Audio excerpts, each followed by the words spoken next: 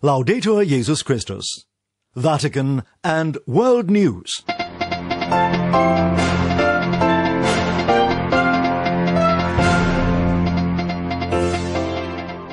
In the headlines this Wednesday, January 6th, Pope Francis urges Christians to devote more time to worshiping Jesus as the Church celebrates the Feast of the Epiphany. Tensions are running high in the Central African Republic following elections, with the Pope calling for dialogue and peace, and Orthodox and Catholic Christians of the Oriental churches gear up to celebrate the holy season of Christmas following the Julian calendar. In the Vatican, I'm Devin Watkins. On the Feast of the Epiphany, Pope Francis celebrated Mass in St. Peter's Basilica with a small contingent of the faithful in keeping with health precautions. In his homily, the Pope said worship needs to be given pride of place in today's society, something we can learn from the Magi, who journeyed from afar to adore Jesus. Christopher Wells reports.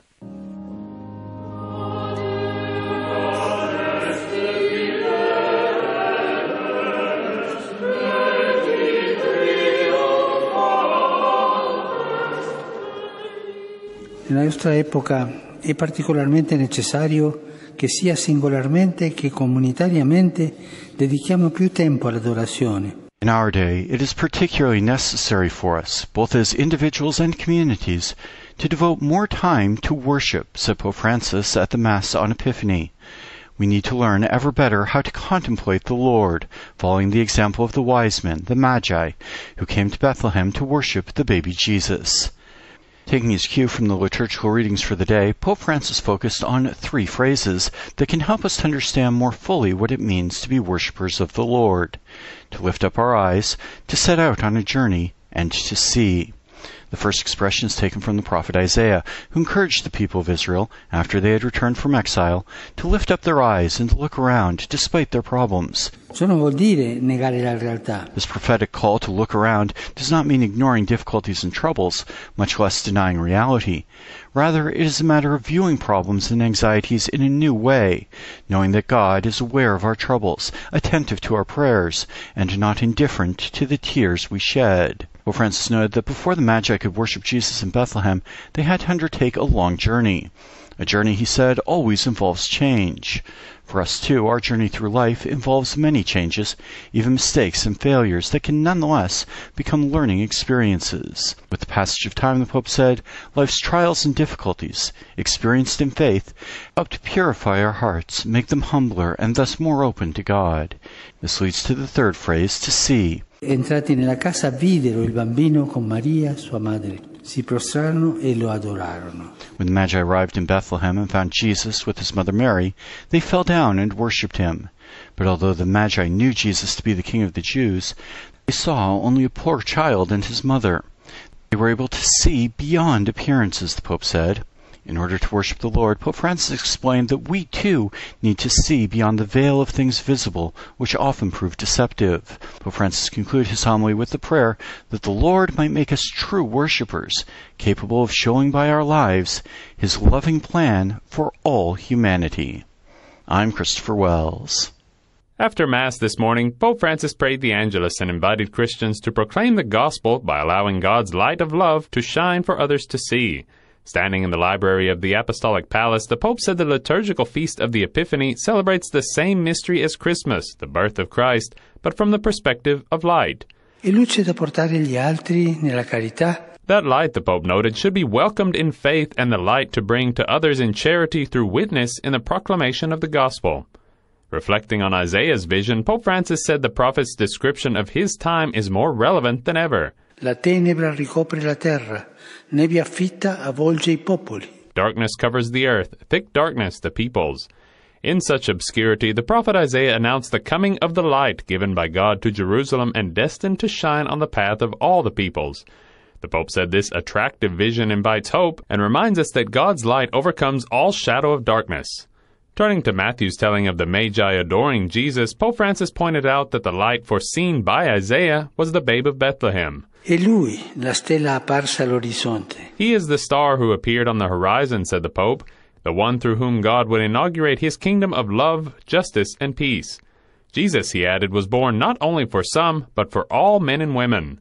But how, asked Pope Francis, does Christ's light come to shine everywhere and on everyone? La luce di Cristo si diffonde attraverso l'annuncio del Vangelo. Through the proclamation of the gospel, he said. God, he added, used this same method to come to us. In the Incarnation, God assumes the reality of the other. La stella è Cristo, ma la stella possiamo e dobbiamo essere anche noi. The star is Christ, he said, but we too can and must also be the star for our brothers and sisters, as witnesses of the treasures of goodness and infinite mercy that the Redeemer offers freely to everyone. Pope Francis then urged everyone to welcome the light of Christ on this Epiphany and allow ourselves to be guided, like the Magi, and converted by Christ. È il cammino della fede attraverso la preghiera e la contemplazione. This is the journey of faith, he said, through prayer and the contemplation of God's works, which continually fill us with every new joy and wonder. In other news, tensions remain high in the Central African Republic following the release of election results which confirm the incumbent president's hold on power.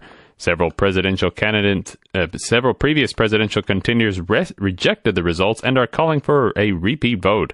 Violence has spilled over in parts of the nation. One southern city, Bangassou, was overrun by rebel forces over the weekend. The local Catholic bishop said many residents fled into neighboring Democratic Republic of Congo to escape the violence. Against this backdrop, Pope Francis today turned his thoughts to the Central African Republic. He assured residents that he is following the situation and praying for all affected, as Francesca Merlo reports. Seguo con attenzione e preoccupazione. I am following carefully and with preoccupation the events in the Central African Republic, where elections recently took place in which the people have manifested the desire to pursue the path of peace. I invite all of the parties to a fraternal, respectful dialogue, to reject any form of hatred and to avoid any form of violence.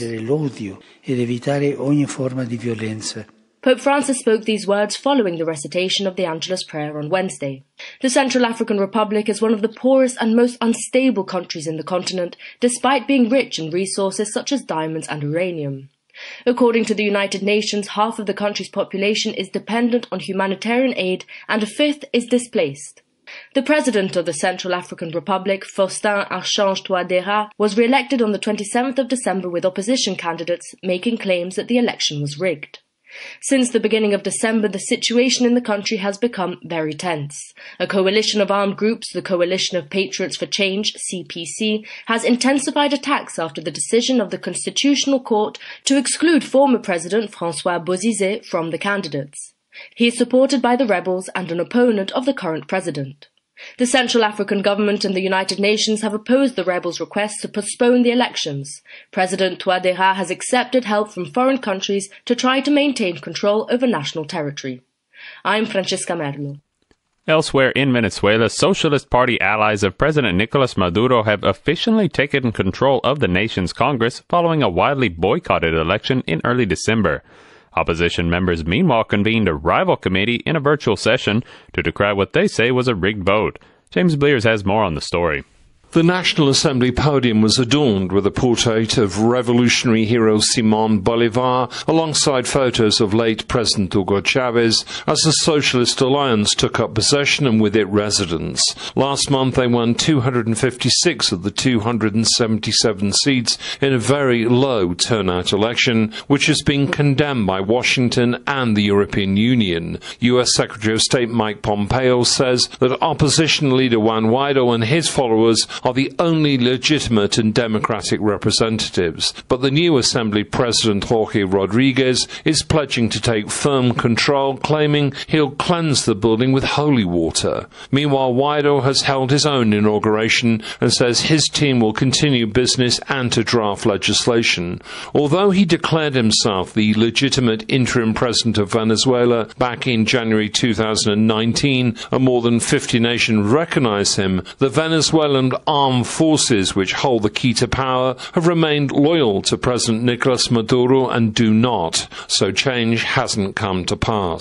Rodriguez is calling for national dialogue, but this is unlikely because the opposition are demanding that Nicolas Maduro step down and a presidential election be announced as a precondition for any meaningful discussions. More biting sanctions, especially from the United States, are likely to be announced soon. The attitude attitude of the incoming Biden administration is going to be tough, unbending, and uncompromising. So further misery for economically crippled Venezuela. More than 5.5 million of its population have already fled. For Vatican News, James Bliss reporting. And finally, Pope Francis today sent greetings to Catholics and Orthodox Christians of the Oriental churches as they prepare to celebrate Christmas. I offer my most heartfelt wishes for a holy Christmas in the light of Christ, our peace and our hope, said the Pope. One Eastern Rite church which celebrates Christmas Eve today is the Ukrainian Greek Catholic Church. Major Archbishop Sviatoslav Shevchuk, who heads up the rite, spoke to Christopher Wells ahead of the Holy Day. He sent Oriental Catholics around the world his Christmas greetings and urged them to celebrate the birth of Jesus in a spirit of hope. My message will be, not be afraid. This is a message of angel given to the pastors which were in vigil with their sheep. Because very often, we are afraid of the future. Very often, if we would follow some sort of predictions, some even films about the future or nearest future, we would see very often so-called apocalyptic images. But for the Christians, future is a Christ. Apocalypse for the Christians is a revelation of the authentic face of our Lord. And we should not be afraid, because our future, he was born as a small child. We can see the tenderness and receive a blessing of our Lord who became flesh, and with a hand of the small child is giving blessing to the whole world. So don't be afraid. God is with us, with his tenderness, his love for mankind. When we contemplate the newborn Christ, we experience the unity of whole human race. In the context of the pandemic, we rediscovered that all we are united. We are all vulnerable, but also we are a member of the same human family. So the unity of our church, the unity of Ukrainian Greek Catholic Church, is a special mission of the Ukrainian Greek Catholics in this world. So from Kiev, from the heart of your mother church, I convey to you this message of unity, solidarity, a message of love for our neighbors, a message of the openness to the worldwide solidarity. And we can pray together that newborn Christ will bless all of us, our families, and will give us a light how to move forward as a global Ukrainian Greek Catholic Church which lives, professes the same faith, with the same Kievan church tradition in different countries, in different states of the world. Thanks there to Major Archbishop Sviatoslav Shevchuk of Kiev, head of the Ukrainian Greek Catholic Church. And in just one brief piece of news, in the United States, most of the votes in Georgia's hard-fought Senate races have been counted. Democratic candidate and Baptist preacher Raphael Warnock picked up one of the two Senate seats, becoming the first black senator in Georgia's history.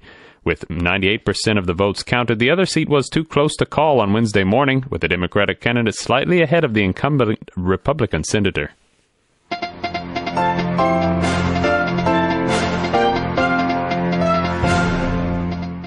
That brings us to the end of this edition of Vatican and World News. For more on these and other stories, go to our web portal at www.vaticannews.va. There you can also find all of our broadcasts in podcast form. And don't forget to catch the latest updates on our Facebook page and Twitter feed. In the Vatican, I'm Devin Watkins.